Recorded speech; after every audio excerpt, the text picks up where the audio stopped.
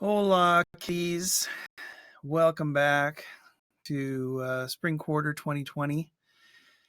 I'll be doing the best I can with these videos. I haven't really done much like this before, so be patient with me. But I do love this stuff, and I've definitely talked about this stuff before. So I think it's going to be just fine. I'm not going to read the chapters for you, obviously. I'm just going to buzz through and give you my take on this stuff. Chapter 24 is about embellishing a lot of the chords we already know with some interesting voice leading events. And so I should be able to go straight to the chords and talk about that. I do expect you to read the whole chapter, and you'll need it, and it'll be good for you. So I'm going right on page 2 then. First section in chapter 24, we are modifying the dominant chord, meaning the 5 chord. The first is a dominant with a substituted 6th. Now, for we jazzers, we will consider this chord a 13th chord. This is in the key of F major here. And, I don't have a reference. I have my banjo, but let's just pretend I'm in F for a second. And I go re, re, do, re, mi, re, do. And then in the second example, I go re, re, mi, do. Now the first re is on the 2 chord. The second re is on the 5 chord. We would consider that an escape tone, traditionally.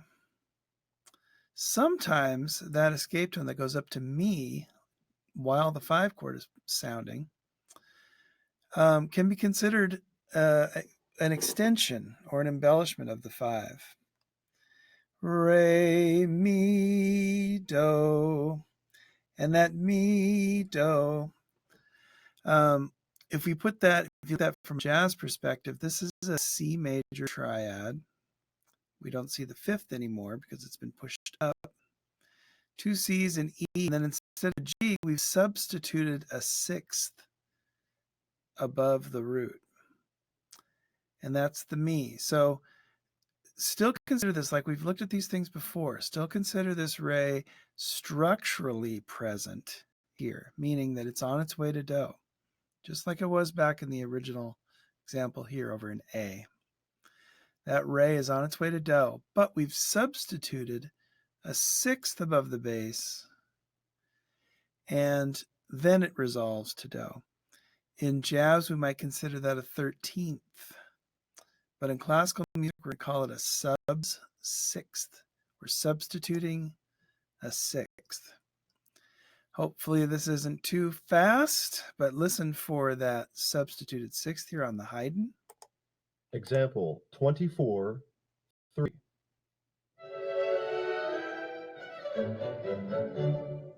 Yeah, that was kind of fast. But I went rum bum bum bum bum mi do, and that mi do happened as the 5 chord was going to 1. That is the subs 6th. It can happen in a minor key too. Again, in jazz, we would look at this chord, this 5 chord in the key of D minor, an A major chord or A dominant 7th. And we see that F over it, and we see it as a flat 13th in jazz, flat 13th. Let's listen to this example. Example 24, 4.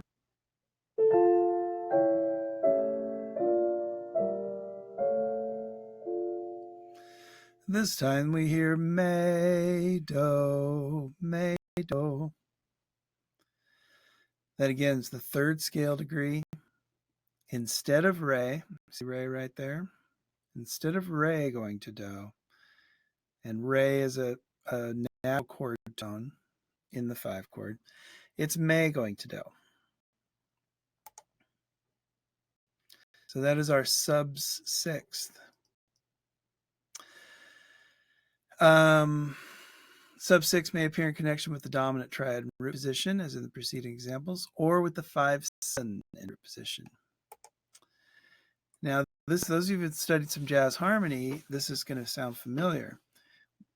We like to use shell voicings in jazz harmony, meaning we like to have the 3rd and the 7th lower than any other chord tones, besides the root, of course. We want the root to be the lowest on these, but the 3rd and the 7th. So one rule to pull out of this is that we want that sub 6. Here we are in the key of B flat. Take a second and tell me what note will be the sub 6th on the 5/7 in the key of B flat.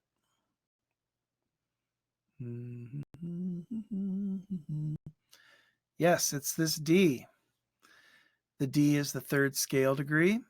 It's mi going to do, and it's over this 5/7. Now it's a dominant 7th chord, and we always want that mi, the 6th itself, to be above the 7th of the chord.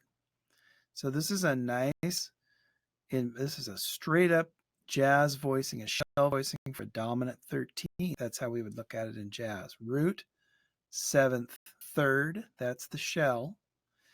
And then D is the 13th.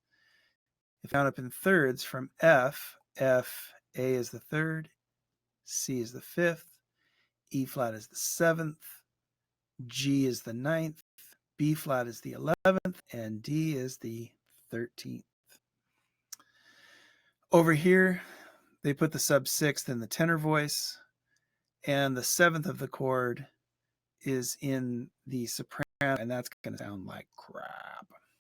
You always want to have the 7th underneath. Put your extensions above the shell. That's a jazz voicing rule that can apply anywhere. Anytime you're going to use more sophisticated voicings, especially over 7th chords, you want to have the shell of the voicing, the 7th and 3rd, below the other tones. Alrighty, a little jazz harmony there too.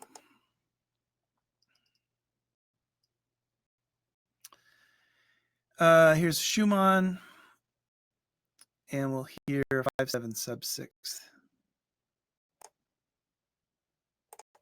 Example 24, 6.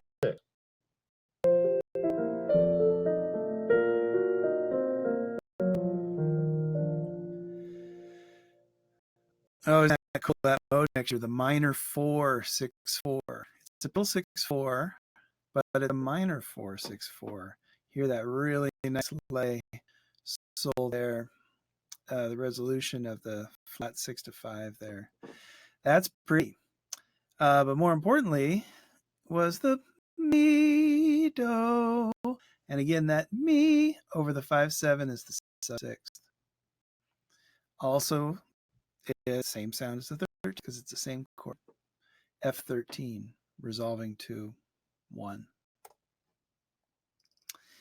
Alrighty, what's next? Okay, the augmented dominant. Dominant with a raised 5th. We haven't, we learned augmented triads like, what was that, 200 years ago?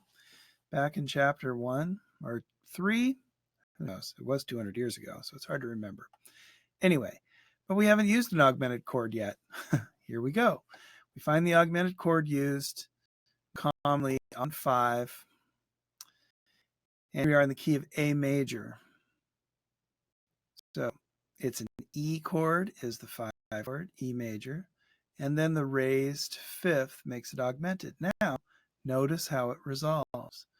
Like we've talked about all along, if I had said raised chromatic tone, you would say it goes up. Well, no exception here. The augmented 5th of the 5 chord is a raised chromatic tone, and so it wants to resolve up. What was it before when it didn't have sharp? It was B, and it was re, right? Sol, ti, re, fa. Re is the 2nd scale degree, and it's the 5th of the 5 chord. Re wants to go down to do usually. But when you raise re to become a re, that raised 5th of the 5 chord, it wants to resolve up. It's a raised chromatic tone. Same thing 5/7 with the raised 5th. Again, this is a good voicing because it's above the 7th. It wants to resolve up, raise chromatic tone. So the augmented 5th of the 5 chord resolves up to mi. They're pointing out that you do not have augmented 5 chords in minor keys. Why would that be? Well, B sharp, the raised 5th of the 5 chord here in the key of A minor, is enharmonic to me, to the minor 3rd. It would be pointless. You might have that note, but it's not going to be a B sharp. You might have that pitch, but it won't be a B sharp. So, in a nutshell, do not use augmented 5 chords on a minor key, because the point of the augmented 5 is to create ascending chromatic motion to the major 3rd of the 1 chord. The point of the augmented 5th of a 5 chord is to create ascending chromatic motion to the major 3rd of the 1 chord. Can't say it any more clearly than that. Here we go. Beethoven. What are we going to see here? There's going to be an augmented 5th, 5 augmented 7. Now, this doesn't mean that the 7th augmented. This is a 5 augmented, meaning the raised 5th, and then the 7th, it just means it's a 5-7 chord. And it's right there. Where's it going to go? It's going to go up a half step to the major 3rd D. We're in the key of B flat major. Okay, let's listen to this. Example 24-8.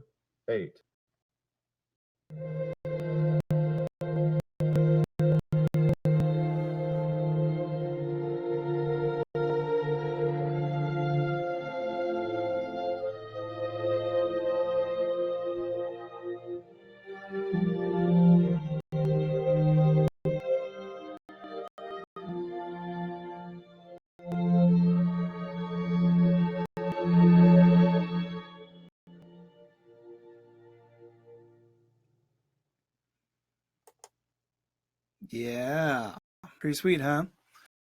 It sounds like barbershop. It's a little chromatic approach to 3 on the 1 chord. Dig it? Do we get to do another one? Yeah. Here we are. Augmented 5 in the key of D flat. Let's listen. Example 24-10.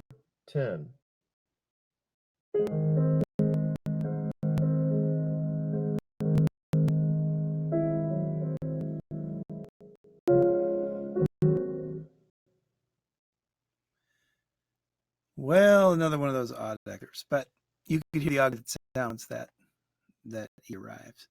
Here's a reduction of it. This helps because now the key signature is just in D flat for the whole thing. So you got a nice happy A flat major chord, but then that E natural arrives and it resolves up by a half step to the major 3rd F in the key of D flat major. We got another one? Yeah. So this is secondary function using the aug 5th, and it's in first inversion. So we're tonicizing 4 in the key of B flat. That means it's a B flat dominant 7th chord, but the tonicization of 4 is a modification of 1, right? So 1, 5, 7 of 4, but it's in first inversion, and the 5th F is raised a half step to become F sharp, which is heading to the G, the major 3rd of the 4 chord. Listen to that. Example 24-11.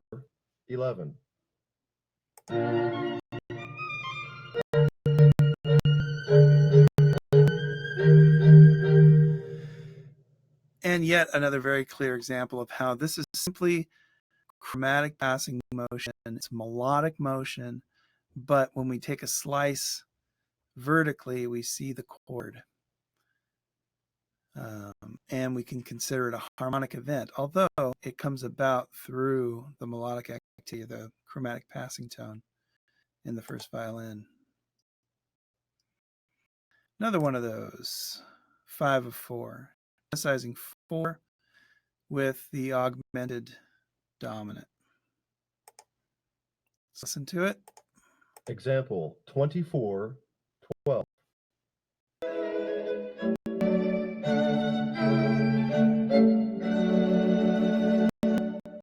And again, chromatic embellishment in the melody creates a harmonic event that we can identify vertically. What is that? What is that chromatic note right there? Look at this. It goes from F sharp to F sharp. Here's an E sharp. It's a chromatic lower neighbor. It's an undertone. Pushes into that E sharp, pushes you back. But it does create a harmonic event vertically, and so we can analyze it as an augmented dominant. It's a 5 augmented 4/2 of 4 in the key of A major. I know I'm burning through this stuff. Of course, you can stop and should analyze these chords, check them out.